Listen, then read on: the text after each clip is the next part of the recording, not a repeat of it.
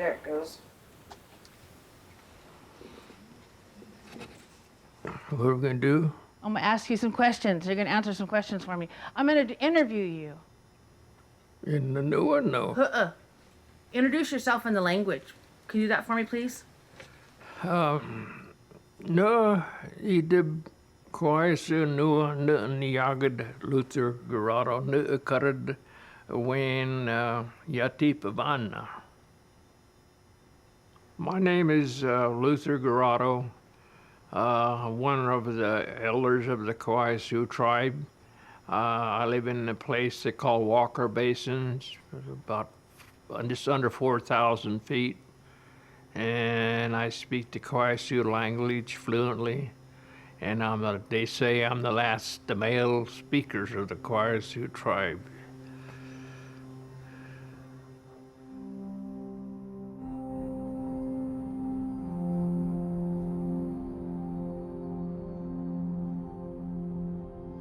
Why is it important to you to preserve the language?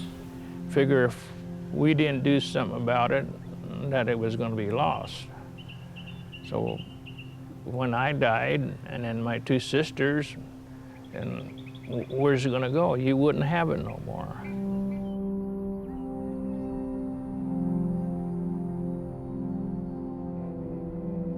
So, let me see. Do you think I'll be fluent one day? Yeah, you'll get there. I won't be the fluent speaker. Some of it I just don't get. I'm just like, I know this. And it just rattles around in my head. And I used to have this big dictionary roll around in my head and didn't know how the pieces go together. And I have all the pieces to go together and I can't stick them together because it's still rattling around in my head. Does that make sense?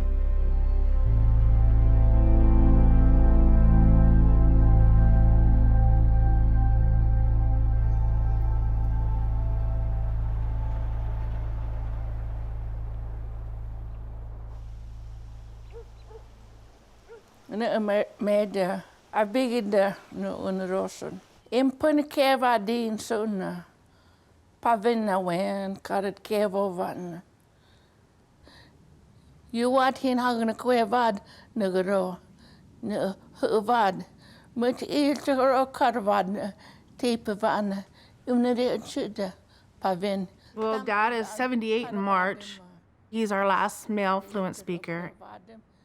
And Aunt Lucille is our last female fluent speaker.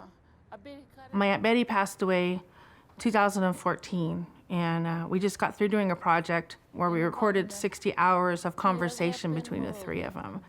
When she passed, it was like this big hit in the face of, if we hadn't done that, if we would have waited, we wouldn't have got that. Noticing in a van. Pia repen mo repen. Sun wen pide wedde uno wesum. Sun pegede tama subhin inem Ivan. For me, to be speaking my language today, it's very important because that's who I am. I'm 100% Native American, so is my brother. Touching when it knocked. No, I'm looking like it.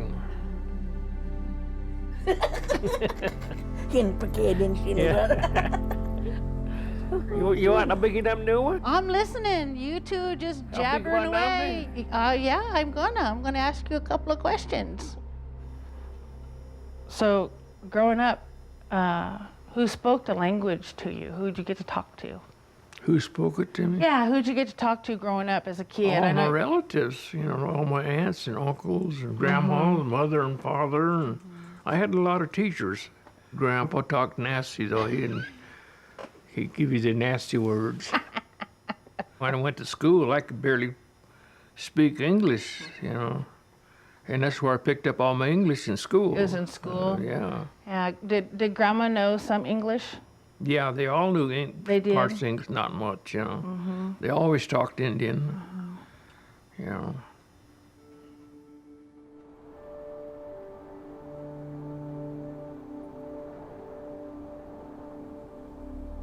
When they forcibly moved our family from their traditional homes, which is the mountains of Kern County, and they forced them to live on a Sebastian reservation, which is down in the valley, the only thing they retained was their language. I don't even know if my great-grandparents still practiced song and dance. I know they'd already given up traditional dress by then. They'd still make traditional foods. They still were basket weavers, and everything else is gone. It really aggravates me when we go to these different events and this archaeologist is up there and they're calling me a descendant. It's like, look, dude, I am not a descendant. I am Kawaiisu. I'm a descendant of no one. My ancestors have always been here. My family's always been here. My family's been nowhere else but here. Well, there's a couple archaeologists, they don't call me that no more.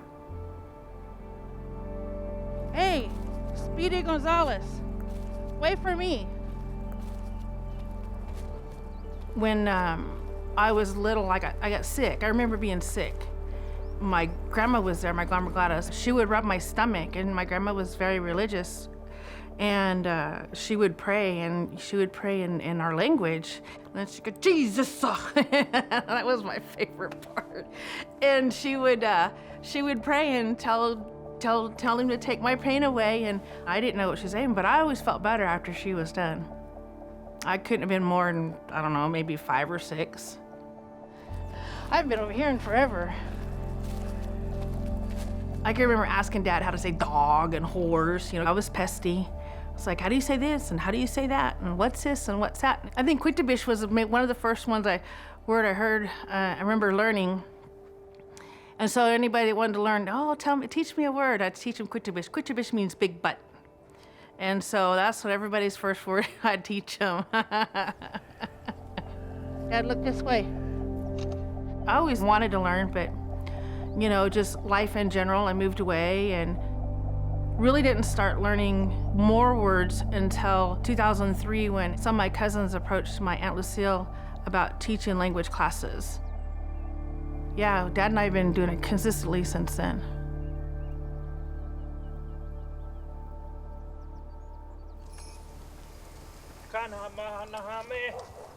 So Papa said, oh, have a queva dumba.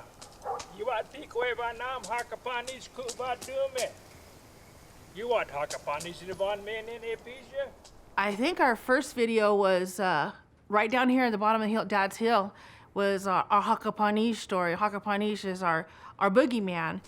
My son and my nieces were here, and my sister and her boyfriend, his girls, and so we built a fire down there, and everybody stood around it, and that was our first video.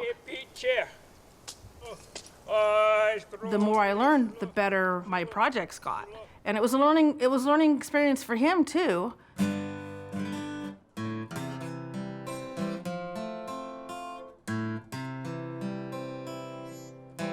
Usissa itse meinaan hyvään joa appoon ohinigeneka.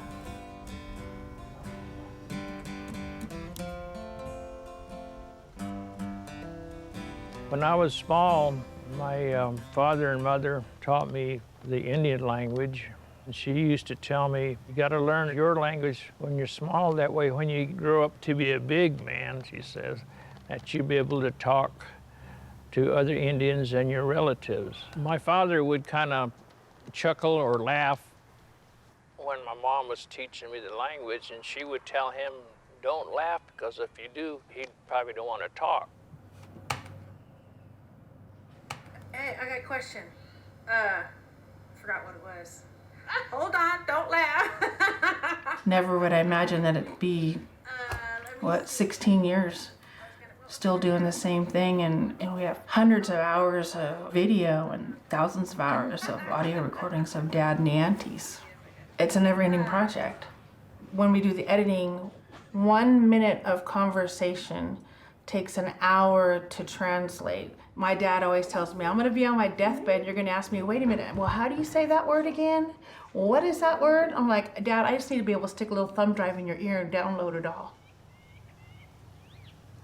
Quite a few years ago, we were all got talking, trying to preserve our language.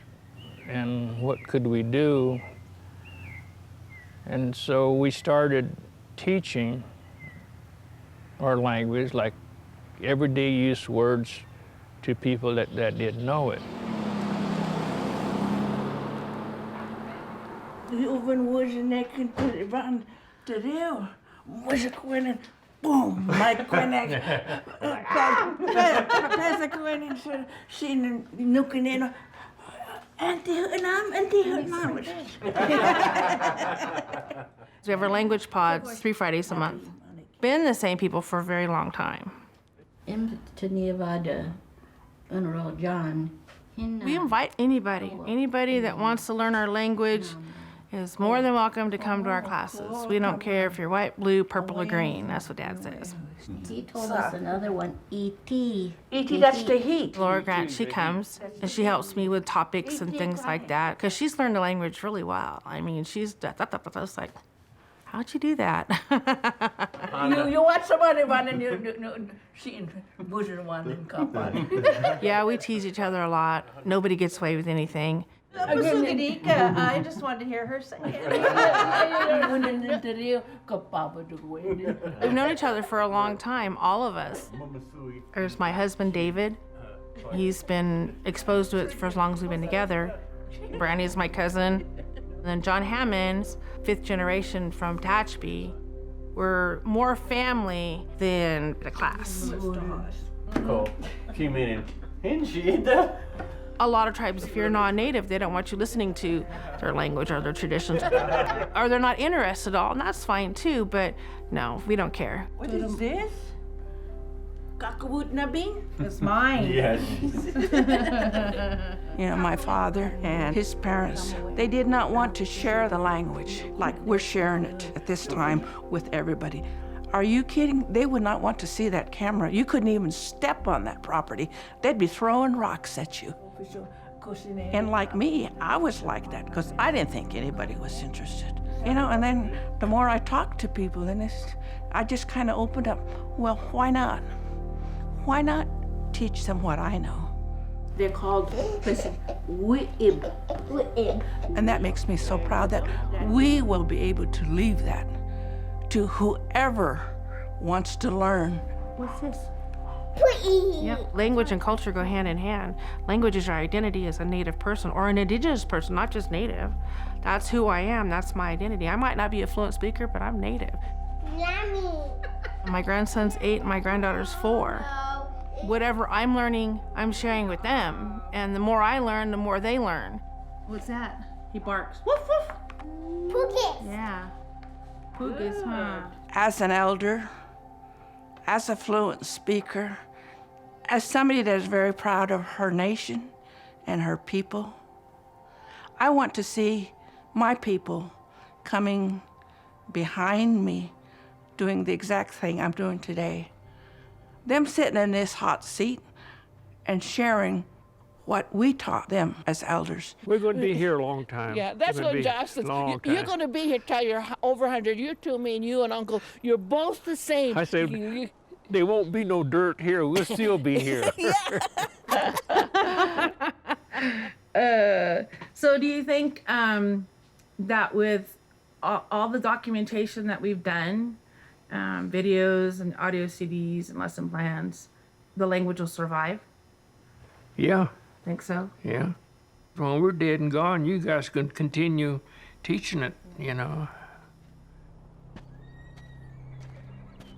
I like to say everybody's speaking it, even the younger generation. Hurt water. Somebody has to carry on. Water,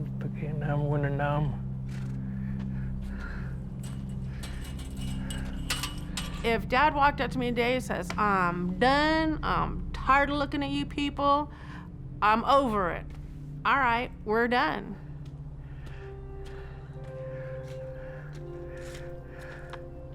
Anybody can come in behind us, pick up anything that we've made, and learn. It'll always be here, but maybe in a different form.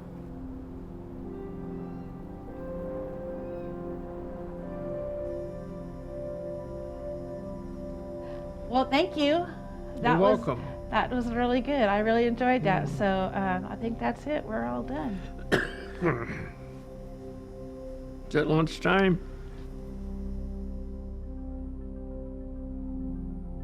I'm proud, and Julie is too, for like as far as we came with this language, and I hope it just keeps on going on forever. That, like I said, when we pass away, they can talk it like Julie or my grandkids, you know.